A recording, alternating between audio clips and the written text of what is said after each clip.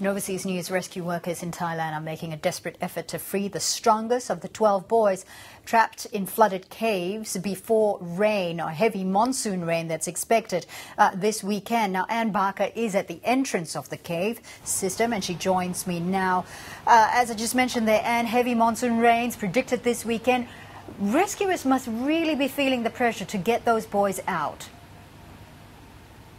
There's a real sense of urgency here now, Fauzia. The rain is due to start here possibly within an hour or two if you look at the weather forecast, and nobody knows how heavy it will be. Certainly in the next 2 days they're expecting full monsoonal rains.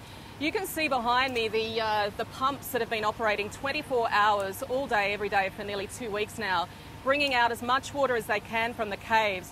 And now we know that they have reduced the level of water in many of the channels inside the cave, enough that for large stretches of the 4 kilometres these boys are going to have to travel, they will be able to either walk or at least keep their heads above water. And they will have Navy SEALs helping them to swim, because a lot of these boys, if not all of them, can't swim.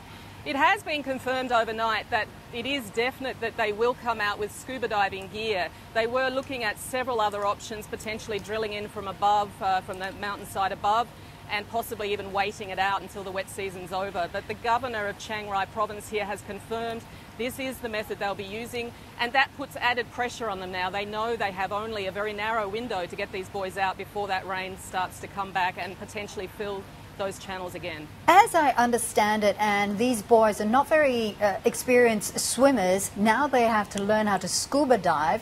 How's that strategy going? Well, they've had several days now with Navy SEALs teaching them to use the scuba diving gear. They're going to be using full face masks where they can breathe both through their noses and their mouths. They'll have tanks on their back. As I said, there's expected to be at least 2 expert divers with all of them. And look, the original plan was that maybe they would bring one boy out first, potentially the oldest, the most confident, the strongest, see how that went, and then presumably go back to the others.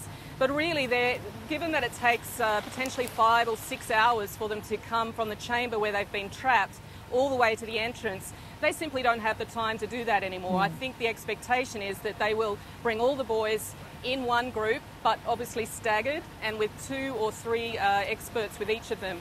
There's also a cable under the water that they will be able to use to pull their way through those sections of the channel where they can't breathe above water, where they can't walk. And there will be some sections, there's a 200-metre stretch that's regarded as the most dangerous section, where they will have to remove the tanks on their backs, potentially hold their breath for several metres, have the expert divers pull them through, and then continue on. Certainly a very complex rescue operation. I want to go back to the water pumping system that we can see just behind you, and just talk us through that strategy. What's happening there?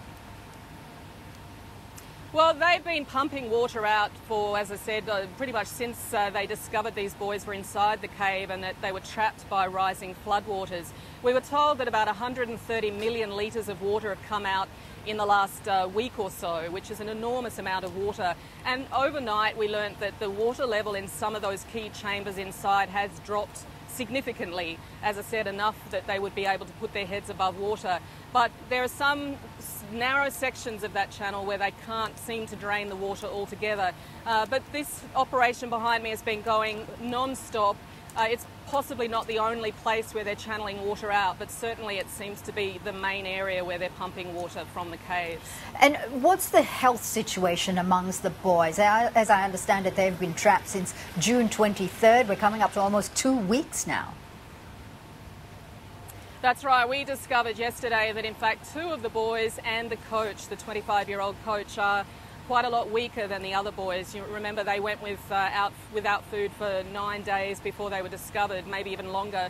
And I don't know what food they had with them, but whatever that food was, that meagre ration, the coach apparently went without so that the boys would have more to eat. A couple of the younger boys, I gather, are also quite weak.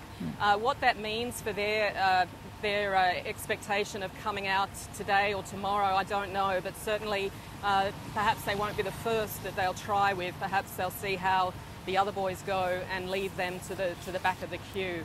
And what can you tell us about these reports that the trapped children had been hearing sounds of chickens?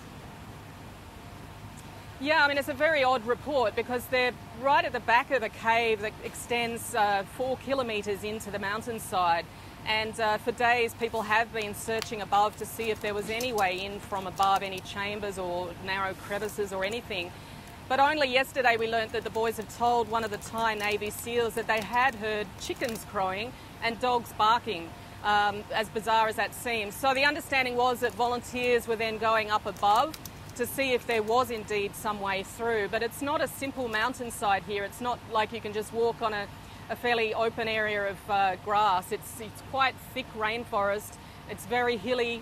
There are no doubt areas where it falls down into ravines and crevices. So it's so far we haven't heard that there's any way that they can get them out. And as I said, it seems almost certain that they will bring the boys out by scuba diving, in which case you'd have to expect that the first rescue attempts would be made sometime today. All right, and we'll get the latest update from you a little later today. And thank you, Anne Barker there reporting for us from Chiang Rai in Thailand.